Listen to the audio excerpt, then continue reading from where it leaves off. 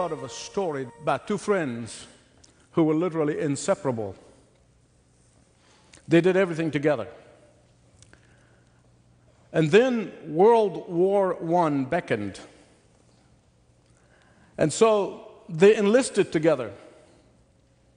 They trained together.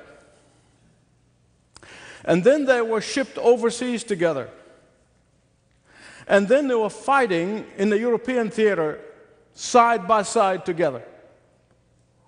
And on one particular day, as the battle was heating and there was a withering firepower, one of the friends was asked to go further from the trenches.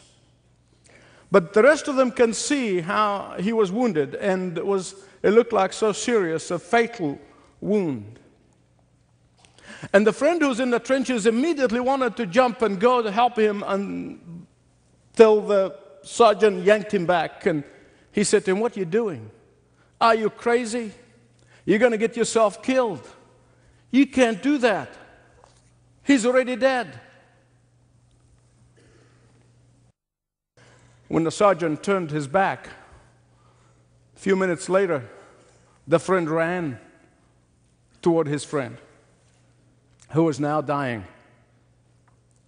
And a few minutes later, the man who ran to rescue his friend was himself wounded seriously and fatally. But he came back to the trenches carrying his dead friend on his shoulder. And the sergeant was between anger and deeply moved by such incredible friendship. Looked at the man in the trenches. He said, "He's dead and you are dying. It just was not worth it." And with his last breath, the friend said, "Oh, yes, it was, Sarge. Yes, it was. Because when I got there, the last words he said, 'I knew you would come, Jim. I knew you would come.'" And he died. It was worth it. We've been talking about eternal friendships. And we saw that for understanding and for practice of eternal friendships among those who love God, it has to begin with understanding and accepting and being in relationship with the one friend, the Lord Jesus Christ, without whom friendships are meaningless, without whom friendships are temporary, without whom friendships are shallow and superficial. And then we saw in the last message how the friendship between Jonathan and David, that eternal friendship, was marked by encouragement and was marked by support and was marked by affirming one another. And today, I want to talk to you about the dividends, the rich dividends of loyalty, or as a result of loyalty in eternal friendships. Loyalty such as we have just seen in the story from World War I. Loyalty in eternal friendships causes the friend to be there when he or she has every reason not to be there. Loyalty in eternal friendships causes the friend to be there when it is extremely costly to be there. Eternal friendships causes the friend to be there when no one else can be there. A small boy was trying to describe eternal friendships. He said, "A real friend is someone who knows all about you and likes you just the same."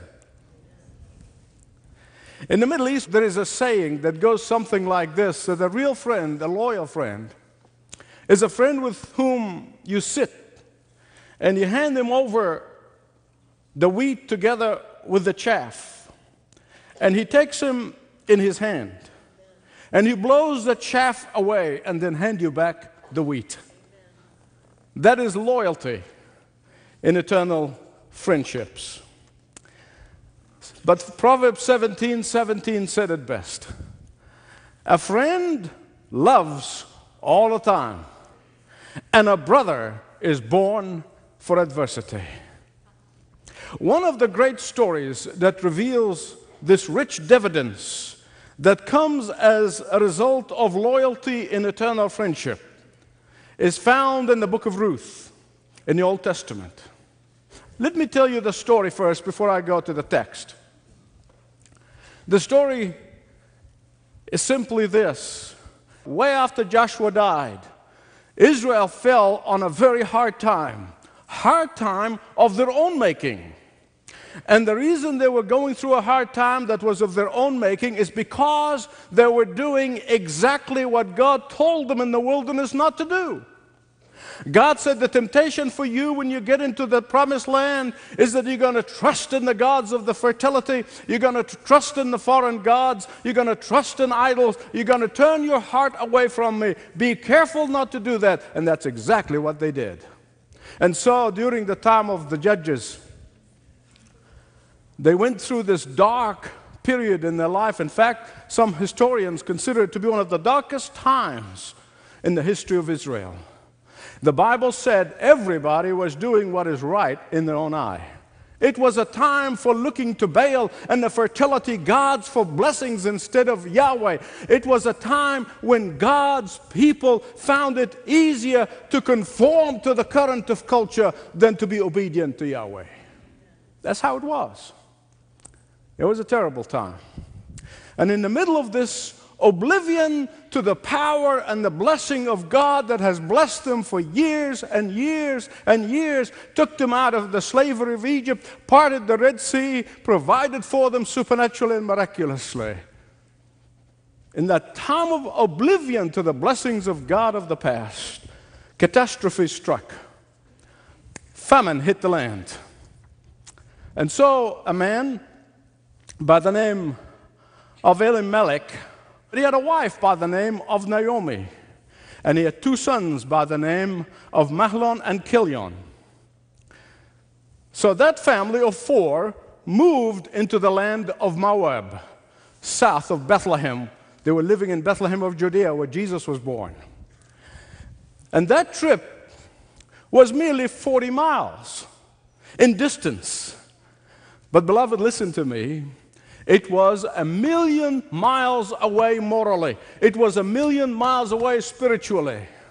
I want to show it to you on the screen. They have gone as far as they could. And this good family, this family went from the land of Jehovah to the land of Baal. They went from the land of fellowshipping with the believers to the land of fellowshipping with pagans. In fact, they went to Moab to get out.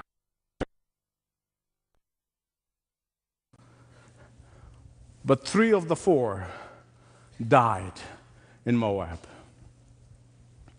Elimelech family settled in the land of Moab. The 2 boys married 2 local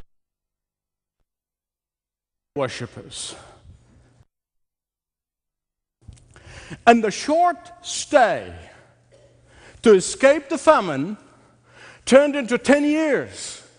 Now, beloved, I want you to listen to me very carefully. I want you to hear me right. Be careful. In fact, always be careful when you think that you can handle temptation. Careful when you think that you can be in a relationship. These temptations have a way of turning into permanent stay. And there,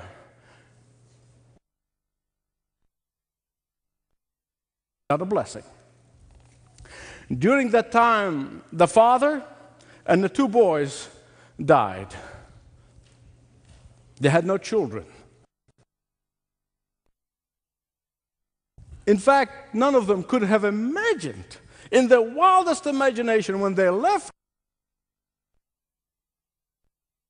Imagine that such a tragedy would have occurred.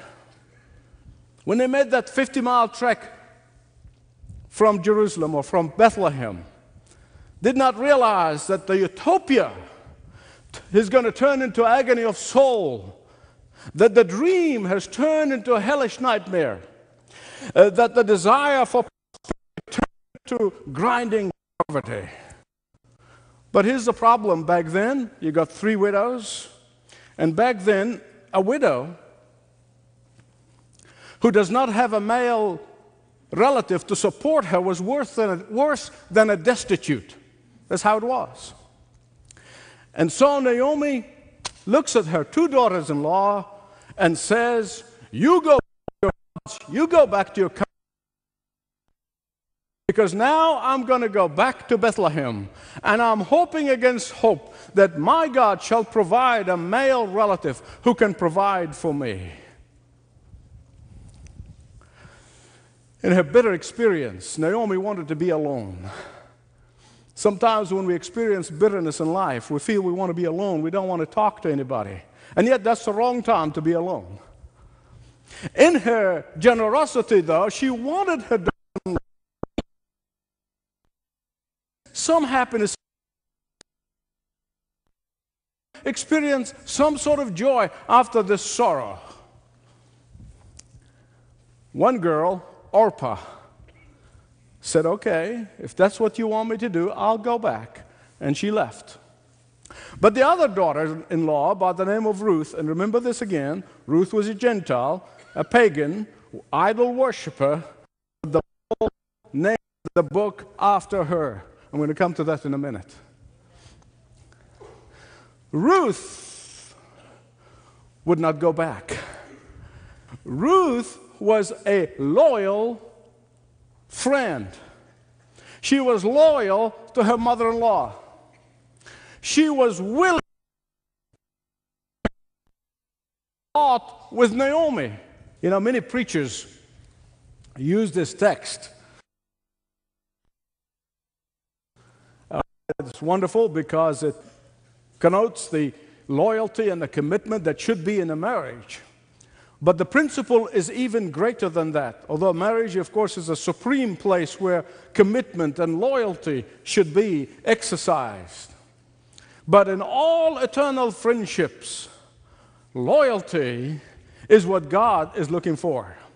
Listen carefully. I have learned through the years, around the globe, talking to people and experiencing